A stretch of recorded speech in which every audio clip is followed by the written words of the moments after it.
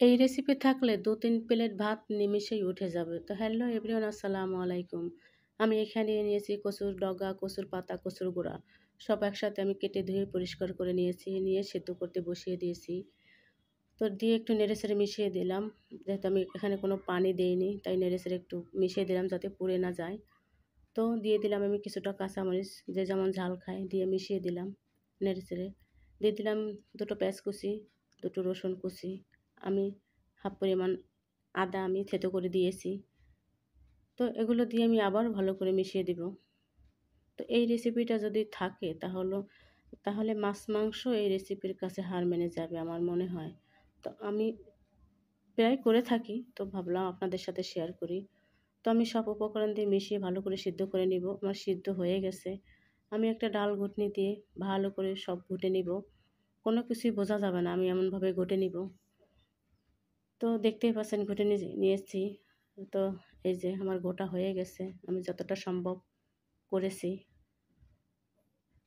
তো এবার আমি কচুটা অন্য একটা পাত্রে রেখে দিব সাইড করে। তো চুলায় একটা প্যান বসিয়ে দিয়ে দিলাম তেল, সাদা তেল রেগুলার।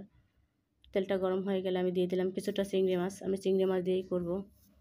তো চিংড়ি মাছটা একটু ভেজে নিয়েছি। দিয়ে দিলাম একটা রসুন কুচি। দিয়ে আমি আরেকটু নেড়েচেড়ে নিব। তো নেড়েচেড়ে নিয়ে আমি দিয়ে দিব দেশি ৫টা পরিমাণ পেঁয়াজ কুচি। পেঁয়াজ কুচিটা দিয়ে আমি ভালো করে নেড়েচেড়ে লাল করে ভেজে নিব। দিয়ে দিলাম একটু লবণ। আমি যেহেতু লবণ দিয়ে সেদ্ধ করেছি শাকটা, তাই একটু কম করে দিয়েছি। যদি লাগে আমি আবার দিব।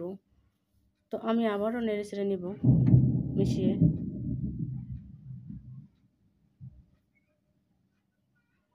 তো এই শাকটা চাইলে আপনারা আলাদা আলাদাও করতে পারেন সব কিছু, কিন্তু আমার মনে হয় একসাথে করলে বেশি টেস্টি হয়।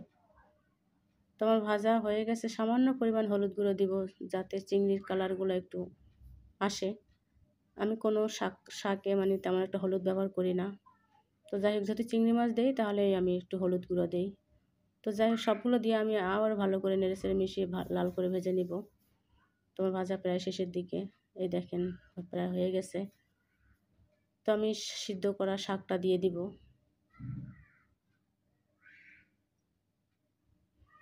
দিয়ে ভালো করে নেড়েচেড়ে মিশিয়ে নিব। অবশ্যই এখানে চুলাটাকে আমি মিডিয়াম আঁচে রেখেছি, যাতে অনবরত নাড়তে হবে যাতে পুড়ে না যায়। পুড়লে আর স্বাদ থাকবে না। তো আমি যত সম্ভব, আমার হাত ব্যথা হয়ে যাচ্ছে নাড়তে নাড়তে। তো যাই হোক, তো দেখেই বুঝতে পারতেছেন যদি মানে কেমন হয়েছে। এক্সট্রা যদি কোনো পানি থাকে সবগুলো টানিয়ে নিতে হবে, যেহেতু বর্ষাকাল, গলা ধরলেও ধরতে পারে। তো এই যে নিচের দিক থেকে লেগে আসতেছে। তো কচুটা হয়ে গেছে। তো আমি কচুটা এই পাত্রে রাখবো না, আমি অন্য পাত্রে সার্ভ করে নিব। তো হয়ে গেল আমার কচুর শাক রান্না। আল্লাহ হাফেজ, সবাই ভালো থাকবেন।